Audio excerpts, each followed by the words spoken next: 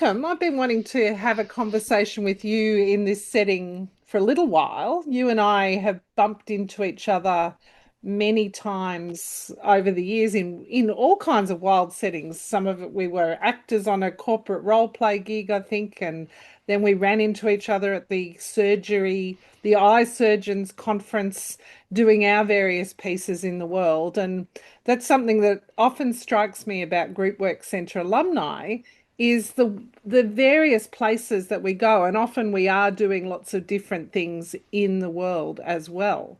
So Dave, it was 2009 when you studied with Group Work Centre. What led you here, and how's it been showing up in your work in the world since then? Yeah, thanks, Tanya. Lovely to be invited to have a chat about it all today. And it's a really lovely opportunity to reflect on what led me there. So I was a physiotherapist and graduated in 1995. So that's 31 years ago now. And had a pretty standard physio career for the next 8 years, but really recognised it wasn't going to be my forever career and wanted to change. So around 2003, I was like, what can I do that's a little bit different? And I knew I wanted to, at some stage, to be a dad, and I wanted to be one of those really hands-on dads. I wanted to be the sort of dad that's at pickup and at the fete, and just really there with my kids. And so I started moving out of clinical work and into the workplace to run programs for physiotherapy in workplaces. And in that journey, I realized, oh, there's a whole skill set I don't feel like I have here. Engaging with people and particularly engaging with well people, because I'd been so used to working with people in pain and sort of rehabbing them back. And then I was like, oh, I want to be at the other end of this and promote well-being. So I spoke to a friend of mine, Margot Lockhart, who's another alumni from one of the first courses in the early noughties. She said, come along to the VFN, meets once a month. It was at the Gestalt Centre back in those days. And I suddenly found myself mixing with a really fabulous group of people with a attitude and a language that I immediately recognised and resonated with, and learned through that about this group work course. So Glenn Oker and Ed McKinlay were strong personalities in the VFN in those days. And I heard about this course, and immediately it was on my radar. Then life happened, and I didn't quite have the opportunity for a few years to do that. But 2009 was just, the timing was right.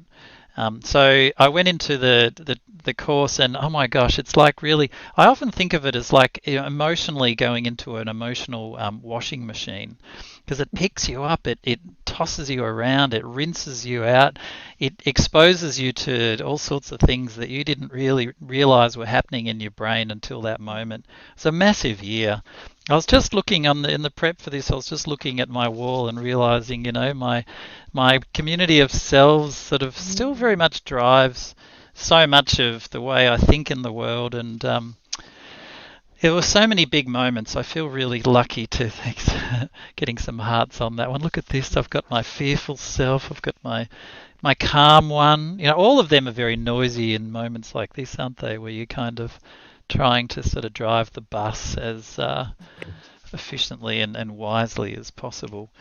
So yeah, 2009, big year, terrific group that we had that year, and great trainers, of course, led by Glenn Oker and Ed McKinlay.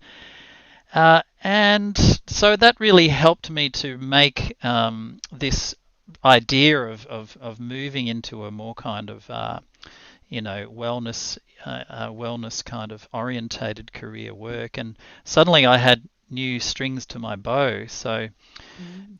cutting a long story short, I've moved gradually from that sort of situation to have three sort of streams of income, if you like. So I never let go of the physio sort of content. I became quite an expert in that, but I became I mean, they couldn't quite see where those skills were coming from, because we didn't learn those skills in physio. So I started running training and running programs through physio with these terrific what we would call micro skills in the facilitation world, and they just thought that's just extraordinary. I don't know how you're doing what you're doing, Dave, but or saying, "Wow, didn't you have a great group? Wasn't your group just terrific? Weren't you lucky?" And eventually, the recognition that actually there was a technical skill, I guess, and an awareness and an intuition that came from my training. But there's so many big moments in that training that sat with me, and I remember one in particular was recognizing we would do these psychodramas with Glenn, and you'd sort of be put in this spot where I'm running training and people are talking and not paying attention, and my bus is very noisy and loud, and how to manage this. And we recognised the little ones, as Glenn used to spoke about, the sort of insecure little kids that are in the back of your brain going, no one's listening to you, Dave. And they can see straight through you. And the self-critic going, this is going real bad. I told you this would go bad. You weren't listening to me. So those voices being very loud. And Glenn's like, what do you want to do with those voices? And I just sat there and I went, I want to squash it. And I physically sort of stepped as though I wanted to step on that little child. And I remember members of the group having an emotional reaction to that, and me having an emotional reaction to that. And that was an example of a big moment in that year where I went, no, I actually need to change my relationship and my dialogue with those inner selves. So that was a sort of an early moment in this career towards finding the bravery, if I can put it that way. It's getting a bit hot in here. Just turn my AC off. I'm getting all hot thinking about my community of selves. It gets you right here, doesn't it? So a change of attitude, a change of relationship with those selves, and being able to sit with those more challenging emotions was a really important shift that I needed to make. And look, I got braver and braver as I went. So the willingness to market myself as a facilitator, and so basically I use the terms physiotherapist, entertainer, and facilitator. So they're the three titles. And roughly now we're a long way down the track. It's sort of 17 years down the track. It's roughly kind of 40% of my income comes from something that relates to physio, which that conference where we met recently was an example. Around 40% is disco / entertainment, so that's mostly silent discos and trivia nights.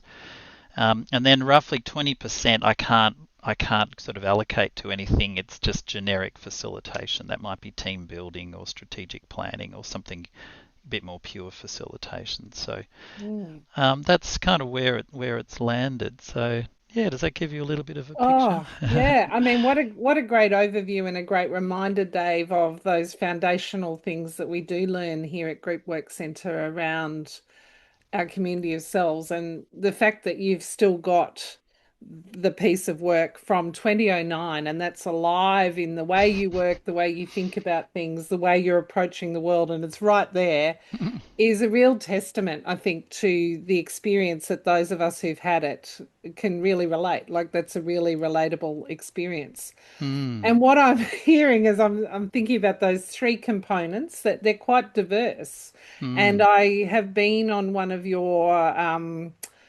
disco extravaganzas through the streets of Melbourne. I've also been in a disco physio class with you. I've been facilitated by you. I think I facilitated you in your physio business around strategic planning. So seeing all of those dimensions, they're very diverse. And networking must be a big part of your world, I imagine, with all those strings together. How do are you still in touch with people from 2009, or how does that work in your world? Yeah, thank you. You facilitated very well in that session you're thinking Oh, of too. Thank you, Tanya. Some years ago now, it's probably 10 years ago now, I yeah, think. probably. Thank you. Yeah, look at I probably have some contact with the group from 2009. Yeah, I think once you've done some training like that together, there's a common language, isn't there? And 2010 was a big year for me. I'd partnered with my lovely partner, who is still together now, as it's 16, 17 years later, and we've had kids. So that was that that then became a big thing, suddenly becoming a family, and having kids in 2010 and then 2013. Um, so yeah, the juggle of creating a career combined with that combination of, oh, you wanted to be a dad, okay, here it is, what's really helped is the emotional support with my partner in both directions has been terrific, but also just that she's had a steady job, Mm. and I think that really helps. She's had standard sort of hours, what you're going to get, and getting sick leave and annual leave and whatnot. I think that combination works well with people who are brave enough to go into the self-employed world that I stepped Mm. into. It's not been an easy journey, and I think any of the people here who are on a self-employed journey as well would agree. Particularly years like 2020 and 2021 were particularly a pretty bumpy road, particularly here in Victoria. So Mm. yeah, I'd like to sort of acknowledge that it's very much a partnership. But coming back to your point around networking and marketing, Mm. I've played around with, like, if I'm going to be self-employed and pull this off, how's it going to work? And I've played around with so many models on that. But where I've landed with that, after all these years, is that having relationships with people and having people refer to me, know what I do, and refer to me where the opportunities arise seems to be what works well for me. Mm. I haven't really created websites and Instagram followings and whatnot that have been a really strong driver of work. It's been more the sort of that kind of relationships and the face-to-face meetings Mm. and the awareness through the community, and living in the same part of Melbourne all this time, and having a sense of stability, and Mm. having people knowing me, running the school trivia night 7 years in a row, and again taking that from something that was a fun night, to go out, get dressed, and to something that was a bit of an extravaganza, and um, having a sense of being able to put my mark on activities and be a bit innovative and be a bit brave. But as I was saying before, I would not have managed that if I hadn't had the support through my partner and my close friends as well was really important. But just having that sort of internal awareness. Mm. And because the reality is, I get extremely anxious in the lead up to this work all the time. And I used to think I sort of had to squash that and ignore that. And now I just realize that I can actually just sit with that, and I can use Mm. that, and just be in relationship with that. So that's been really interesting. Yeah. Mm. Wow. I'm sure many of us could relate to that sense of anxiety and the uncertainties of self-employment if we've been in that part of the world. But one of the things that comes up whenever we interact, Dave, is, and even in a serious moment here, is that bringing a sense of fun Mm. to how you work and how you show up in the world is something that I also really, really value. And Mm. I've seen you work groups, talking at an intellectual level about the idea of fun, but there's always Yeah, there's yeah, always that's that probably an thread. interesting. Thanks, Tanya, for the lead. A probably interesting kind of awareness to share with this group. So I ran the school trivia night 7 years in a row, and then on the eighth year they decided to do something different. They got in a sort of a pub trivia guy, and people who wanted a more pure trivia night sort of were on the board, and they went, we've had enough of Dave and the frivolous, ridiculous stuff that we do. Oh, let's wow. let's make it a different style of trivia night, a bit more traditional. And that hurt. Like that was really challenging emotionally for me. I sort of thought that was my gig to stick with. So you sort of work through your emotions on that sense of rejection, and as a self-employed person, you're always on that tightrope Yep. where it's almost like you're constantly on the edge of unemployment or the edge of everything sort of falling away, and you Mm. have to learn to live with that. Um, but I went to the trivia night, the next trivia night, and it was really boring. And I had like Oh. 50, honestly, 50 to 60 people come up to me, and they're a bit drunk, a lot of them going, "Why aren't you running it? This is shit." And I'm sorry, it's recorded, isn't it? This Fine. is terrible. Why? I suppose you needed a break, but I had a whole night of that, and that's when I decided there's a skill to this. I've learned a skill to create fun events. Mm. Like a magpie, I've collected a lot of ideas from so many people, and I've invented some of this myself, but I've got a skill.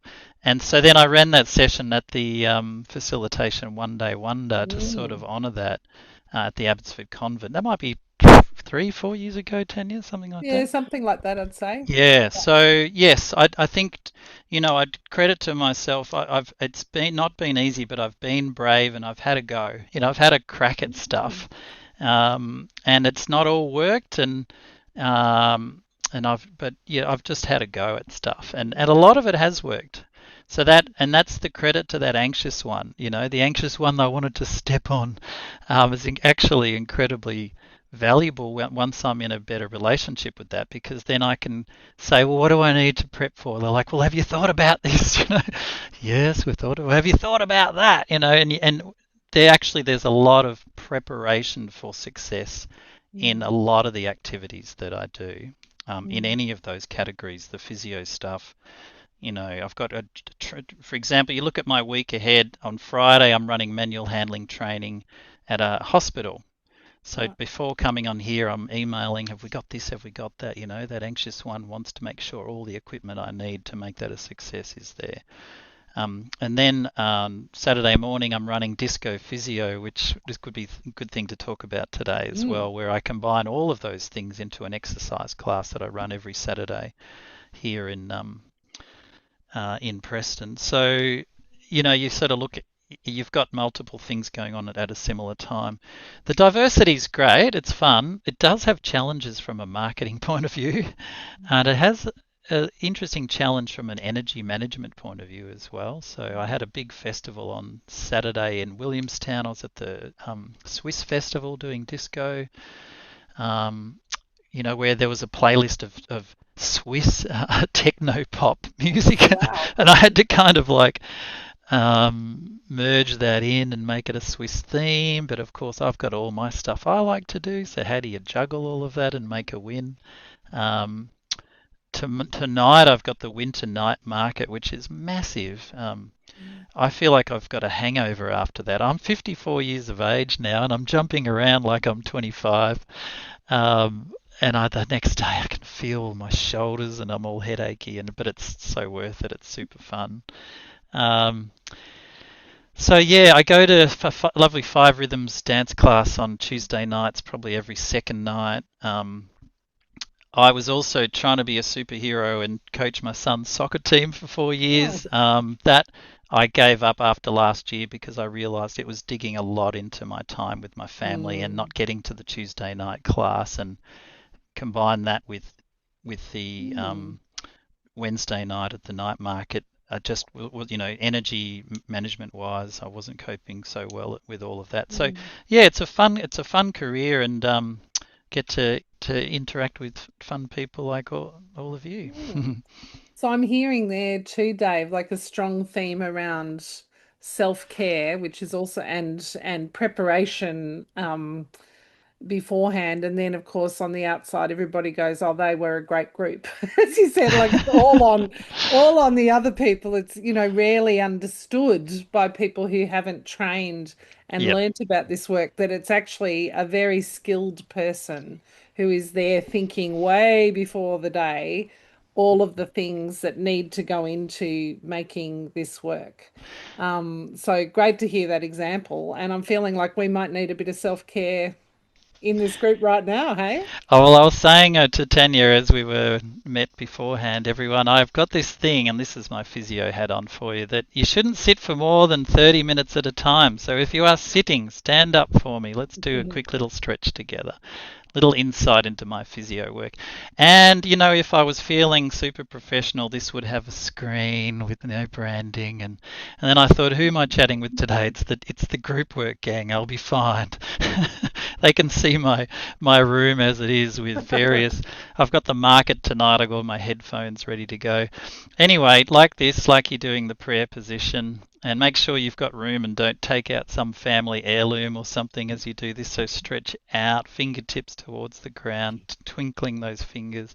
back into this spot just here. Beautiful. We're going to do 3 of those, so come out. So what I'm doing here is I'm bringing my fingers down towards the floor. This is stretching your median nerve, which is a nerve that's good to stretch to prevent carpal tunnel and things like that that you don't want. Beautiful. One more like that. Roll the shoulders swimming style like that, just to give those traps a little bit of circulation and a bit of love. Beautiful. Nice. A little bit of, tap your shoulders, a little bit of twisting with loose arms. And then if your screen's still on, high five everyone around you. Go, yeah, I can see you out there in Zoom land. Last one, say A-OK to everybody. Beautiful. And then make a little Batman mask and then show us your faces on the screen. We want to see you. Hello. Turn as though people are in the room with you and smile at them. Excellent. Good. Back into your whatever comfy position you were in. Slippers probably on this time of the year if you're in Melbourne. Oh, can you see my feet? Can you? They're Oh, certainly someone's in on. a cafe. Drew, that's even more reason to do all this. You gotta, gotta start the wellness culture in the community around you. You gotta be that person who stands in the cafe and everyone Oh, looks at you and goes, "Yeah, who's that guy?" what's he doing? Thank you so much for that. I don't know about others, but I really needed that. It is, we can spend a lot of time sitting here, can't we? And it's enlivening and invigorating when we can get back into our bodies. Dave, you mentioned there, you referenced the idea of, oh, gee, they're a good group, and and I've experienced that as well. I'm just wondering, in all of this, how do things like micro skills that we learn, how do they show up? When you're on the streets of Melbourne at the night market doing the disco piece, for example. Yeah, I'm seeing some nice comments coming on chat. I'll have a look at that Oh, at the great. end, everyone, if that's okay. And feel free, if you've got questions you want to ask, you could start them on the chat too. But yeah, we'll have at least 10, 15 minutes at the end We will. to make it more interactive. I guess I think people might be surprised to know that even with something that looks a bit more frivolous and party, like what I'm going to do tonight at the Winter Night Market, that there's actually a whole background of that group work in that, so that sense of acknowledging, like anytime someone does something, you sort of acknowledging what they do, that sense of inclusion. So physically, I always start those in a circle, even with a massive group, like hopefully tonight I'll have 40, 50 people. So there's a sense of no one's in the front, no one's at the back. We're all in this together. It's safe. Come in. You see people loitering at the back, you invite them in, so there's a real strong sense of quite technical facilitation in that. And just to again acknowledge someone else, like, so 2015 is when I started being involved in the Guru Doodoo Silent Disco journey. So that's 11 years ago now. That person who founded that, Dave Naylor, is also a group work graduate, and that's part of how we met through that alumni. And the first 4 people that were in that were all, group work based. So there's a lot more of a facilitation in that, even that sort of silent disco work, than people realise. Mm. So that's been really fun to do that, and I think a point of difference from we've got so many competitors now with the silent disco, and to be really frank, we're getting smashed by them. Where our market share's dropping, theirs coming up because they're better at marketing than us. But Yeah. we'll always have that point of difference, I think, as long as we've got that facilitation background. I get a pretty decent following being one of the longer term people, Dave Naylor as well, and some of the other more experienced people. But the new people are struggling to get those numbers, because we're just up against people who get Mm. SEO and Instagram and things in a stronger sense than what we've so far achieved. Maybe We're we'll all trying be to there. change that, but that's Well, a long journey for us. maybe Um, we'll all be there on our Zimmer frames instead of yeah. just going away with Disco Duck Duck, hey? Oh, I hope so. Well, so that's for another interesting question, if we've got time, is about We what we do. do with age and how we connect with Yeah. this stuff. So maybe I'll just flag that. But the other thing I wanted to mention is that Mm. in the physio work, I also brought in those skills, and that was quite a mystery to my physio colleagues. So in particular, things like, in a training setting, acknowledging what people are saying and validating what people are saying, standing by someone who's willing to say that brave thing. So these are micro skills that are quite natural to the group work community. They Mm, weren't necessarily natural to a lot of my colleagues, and so when I realised that, I started running courses for health professionals to sort of teach them and train some of those basic skills. And yeah, I've got good feedback on people going, wow, the training sessions are a lot more successful. But the other thing is just taking concepts of theory and turning them into a fun activity. mm, So rather than just talking about something, I'll just give you one quick example. If anyone's got a water bottle, or say if they don't, if a water bottle's the easiest thing. If you don't have a water bottle, just something that's kind of similar to a water bottle, like a book or something like that. And you can do this in sitting or standing. I'll leave that up to you. But what you can do is just hold that close to your body, and hopefully it's got something in it so it's not light as a feather. And just make a note how easy that is to feel in your body. So which muscles are activated at the moment. And then I want you to reach away from your body just about half an arm's length and notice which muscles are now coming into action to hold that. And now just reach it right out at full arm's reach. And of course, if you've got any shoulder injuries or back injuries, by the way, work well within your limits. And if I was running the session, Tanya, I would have set up that safety a little bit more than I did just then. But hopefully, just that little bit of activity that you've just done, reaching something light like a water bottle, um, can just let you get a sense of feeling for muscles that are working when the water bottle's away from the body that didn't have to work when it was close. So that's a physio concept of lever arms and managing loads close to the body.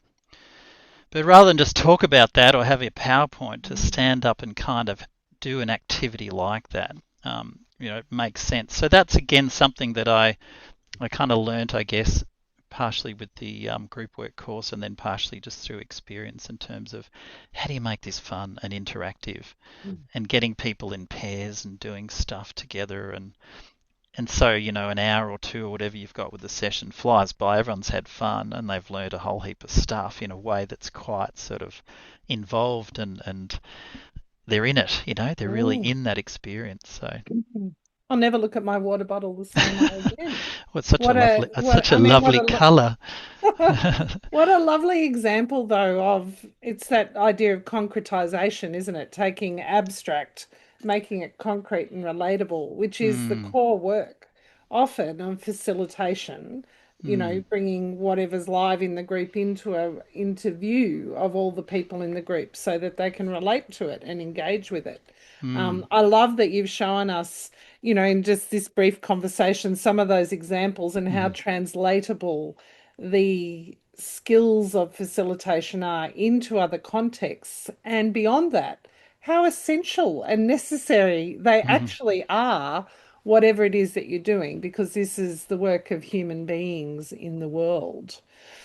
Um, would we like to open up the conversation at this point? It feels like, Yeah, it's probably heading that way, isn't it? A couple of quick things that I've just yeah. flagged be good to chat about. One was comfort zone management, I think is interesting around having a nice blend. We chatted about this Mm, offline, didn't we? Having a nice blend mm, between doing some stuff that is on a bit of an edge and you're stretching and challenging yourself.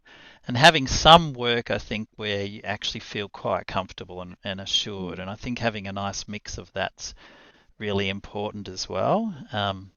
If you have too much of one or too much of the other, it's problematic for different reasons. true. And also this is probably just one other flag before we move to the general open discussion, is being now 54. When I did my training I was in my 30s, I could imagine sort of the world having this sort of infinite sort of possibilities. And of course, in my 50s now, there's also definitely a sense of sort of energy management that's come Mm, into my work, which has been interesting.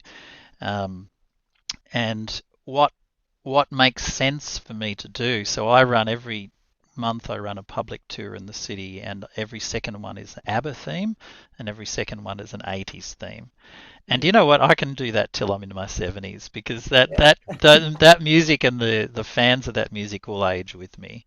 Yeah. But I've, for example, stopped doing hens parties and not doing as many kids parties. I still do a few of those, but so it's also sort of trying to ride the waves in a Mm. way that makes sense, Mm. and that you're a good fit for, I think, without trying to. Yeah. Anyway, that's just something that might be interesting to chat about with the Mm. group as well. But yeah, I reckon let's open it Wonderful. up and see Well, what comes up.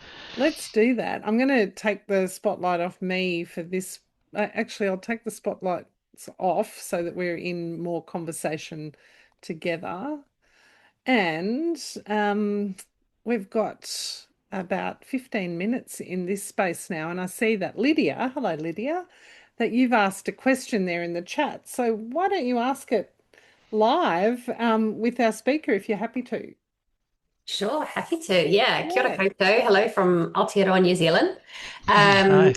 Um, yeah, my question was around charging. I'm also doing the self-employed life as a Mm, facilitator, and one of the things that's really important to me is um, facilitation in spaces that are people with lived experience of marginalization, spaces that are very underfunded and don't have a huge amount of resource to pay me.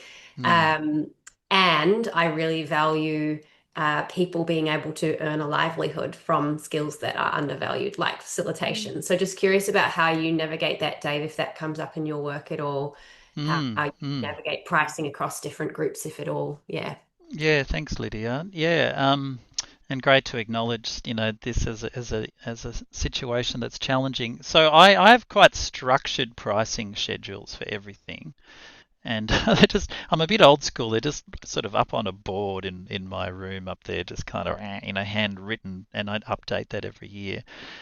So I own that really strongly, and I try not to undervalue myself. Having said that, there are some groups that I do what I call low bono work for. For example, when I'm doing anything for a school or whatnot that are fundraising, or you mentioned organisations that might be not have the funding that they would like to have. But I always just let them know, okay, the cost for this would normally be such and such for your organization, because I would like to support you, I'm happy to offer that at this. You know what I mean? So I still own that pricing structure when appropriate.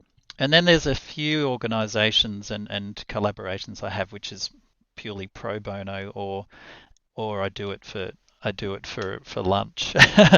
you know, Ah, so it really varies. I mean, for example, we've got this lovely local cafe close to where I live, Big Alma, East Coburg, and for the 2 years in a row now, I've run a silent disco for them, and I do it for free. And our family gets dinner, so it's not totally free, I guess. But so I hope that kind of answers your question. I do think that you own your pricing. Having said that, I think you strategically and go with the heart, and go with the combination of the heart plus maybe a little bit strategically as well, about where you would move into a low bono or pro bono sort of offer with that. But you mm, you want to be conscious you don't find yourself going, oh God, it's been all pro bono and all low bono all month. And mm, ultimately, if you want to pull off the self-employed life, you want to have a regular income stream as well. Has that mm, touched a little bit on what you were hoping to touch on? mm. I could make one Um, more point, Lydia, just before mm. I move, is don't under with what you're rating yourself as, don't underestimate that. I think it's a really common thing, especially early on, to underestimate your value. So I'll probably just Mm, add that in as well. mm. Lydia, what a great question because it highlights something that many of us grapple with, whether we're solo, people out in the world, or even here at Group Work Centre, working out that complex field of values aligned work, the kinds of organisations and their budgets, where we want to make an impact, where we're interested in, but also the reality of needing to pay the bills and Mm, keep the lights on and, people who are relying on us. So, it's a bit of a dark art sometimes, and I think it's great actually to hear it come up in this context because I think open conversations about these kind of curly problems that we have to address is Mm. a way of building knowledge in the community, which is what this is, of course, all about as well. So, Yeah, I think the other thing too is when I get honest feedback about not getting jobs, when you yeah, apply, when you sort of put proposals forward to get a job, I quite mm, often get feedback, you didn't get it because you're too cheap. So you got to be conscious you're about too being cheap. cheap. Oh yeah, I get that Wow. feedback a lot.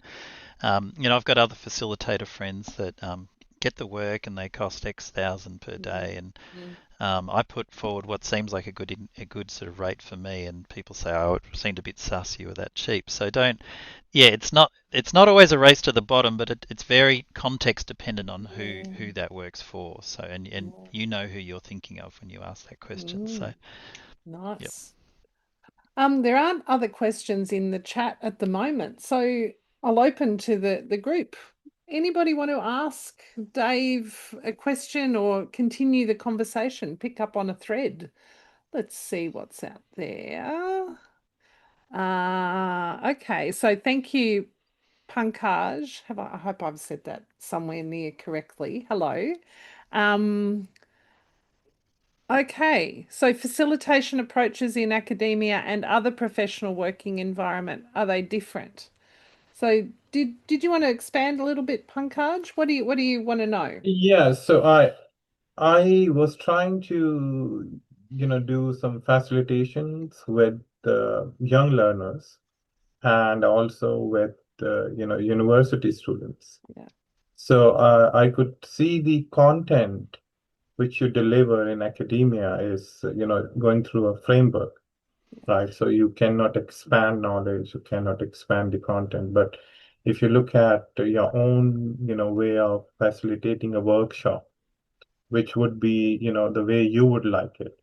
So Mm, I just thought maybe asking someone who has facilitated more mm. whether the approaches are different Yeah, mm, or that's a whether great somewhat question. is similar. Yeah, it's a great question. great question. And if we think about the that 40% that I mentioned, where it's content related work that I do, some of that is at universities Mm, running, core sort of curriculum effectively. So it's content where you got to tick certain boxes. So I can appreciate what I think you're referring to there, Pankaj, around having a structure that you're working with. But I'd really encourage you within that structure that still is ticking the boxes that you mm, need to tick to effectively, teach that course material, that there are those little micro opportunities within that to bring in that facilitation approach. Like that little water bottle example before, or mm, getting little putting a little quiz together. Say, okay, well, let's test out. Let's learn about this through a little quiz online, or let's talk about this in pairs. What do you think if you were designing a such, I don't know what area of work you're in, of course, but if you were designing this, what would you do? And then coming back together. So you're still covering that material that looking to do, but being that little bit innovative and facilitatory, I think can really make it more fun for you. It makes it more fun for them, and just more interactive and mm, memorable would be my mm. suggestion there. Does that resonate, and does that sort of at least partially answer what you were asking Yeah, about there? thank you so much. So I met someone who was interested not only in group facilitations, Hmm. but also like if there's a group of students who are taking courses asynchronously. So Hmm. you could do, group facilitation asynchronously, but what they were more interested also in how would you facilitate learning in Hmm. one-to-one environment. I Sure. believe that will not be part of any form of a framework. I Hmm. think it will just depend upon your participant or the student and the, unit facilitator. So, I was Yes, just totally. very, yeah, Hmm. I did some professional development already from Victoria in Australia, and then I was looking at it was merely like a lot of differences in your Hmm. approaches with whom you are facilitating, what you're facilitating, when you're facilitating, and the environment. But I think Yes, now, yeah, what 100%. you said is content is important, and the approaches you may use may be very different as well. Well, thank you so much again. Yeah, no, Great. absolutely. And I think if we're looking at whether it's a big group or one-on-one, but particularly one-on-one, getting a sense of what style of learning that person or that group has. So Mm. probably a common error I've seen, particularly in a university setting or in conferences and things like that, a bit of slightly more traditional settings, is this a strong sort of auditory stimulus coming in, lots of words and lots of words. Whereas a lot of people learn more effectively through visual stimuli, so seeing a diagram. I remember this theory I was trying to understand recently from a friend of mine, a colleague of mine, and she's very much an auditory thinker. And I was like, can you draw it for me? Just get a piece of paper and just draw a graph of what this looks like. And she found that quite confusing that I wanted that, but that's what I needed to. So that's something I'm sure you would have skills in, Pankaj, in with your experience. So back yourself with that to take content and shape it into visual format where you recognize that's going to be advantageous. Great. Thank you, Dave. We've got a couple more questions that have come in, and I'm just noticing the time. So it's probably these two questions that we have time for. Mm. One from Warren here. Warren, do you want to speak your question into the group? It's beautifully expressed there on the chat, but me? Okay. So Warren asks us, Dave, how do you navigate safe spaces and big jumps for groups? So Oh, group agreements. Can everyone sort of see what I've done there? This is just ready for my. I was just prepping this for my group on Friday. Absolutely, a foundation in all of this work is setting those group agreements, which is 100% something I learned from the course, and I do it every time. So even a really quick session, you can do that to set those group agreements. Which is sort of getting a little bit to what you are referring to, I think there, Warren. So those would vary according to the type of group you've got, the environment you've got, what your aims are for the day, etc. Exactly what those group agreements are, but some of them appear pretty commonly. Participate as able, work within your comfort limits. Stepping away is always fine if needed. This type of thing. So, they sense it, but giving them a sense that they're going to get a bit more out of it if they're brave enough and willing enough to step in, but establishing that safety that it's always okay to step away and just watch. Um, Another one is allow space for all to participate. I've learned that the hard way in groups where you've got a handful of people who just want to do all the talking all the time, which I've done on this session, but I'm allowed in this context.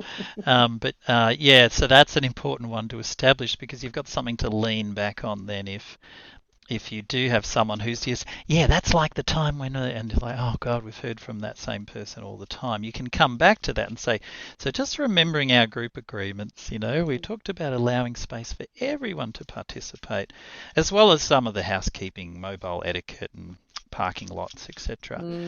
So hopefully that's part of what you were thinking there with that question, at least, Warren. As with all these questions, there's a lot more to that, but you want to establishing safety is important, and I've very much got to do that on the fly, like tonight when I'll literally have 80 people with me later tonight. It's you can't stand there and point to a whiteboard in that environment, but there's just little visual and little verbal cues that hopefully establish a sense of safety in a big, dynamic, crazy group like that as well. Thanks, David. Let's squeeze in the last question here from James. James, do you want to speak your question or just read? I can't see you, so maybe I'll just say it to the group. Oh no, James, hi. Hey, yeah, thank you so much, Shani. Yeah, I'm just curious. It's in the chat box. I'm just wondering how you convince organizations, especially private businesses, that organizational like team or like staff well-being is essential to sustaining healthy performance. Because often in such spaces, I think finances, bottom line considerations are often a barrier, and it's Mm. often treated as part of staff welfare, but it's really not high in priority because they are more focused on performance. And because you do quite a bit of work in the well-being space in team or a business context. So I'm just wondering, how do you convince people that, that staff well-being is important? Mm. Yeah, it's a Thanks, million James. dollar question, James. Thank you. And it's certainly a source of great frustration, isn't it, when you see organisations that sort of aren't as mature as you'd like them to be in that sense, and they're quite reactive and they're just managing the problems as they come up and putting out the spot fires rather than trying to get ahead of the curve.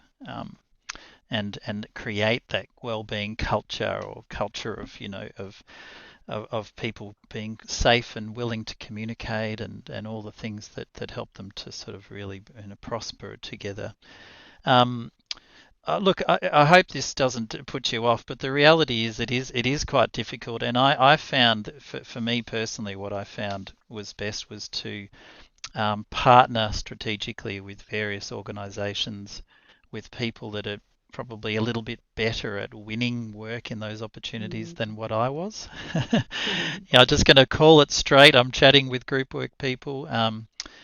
Yes, I have a few direct clients where they get it and they'll get me on board and we'll do some great stuff together because they get it. But uh, other work I get is under the banner of other organisations with people who maybe they just have that bit more skill with the marketing and they're able to kind of win the work, but then they don't have the technical ability necessarily to actually pull it off well. So I will do some work directly with clients who get that and they're jumping in and doing it well.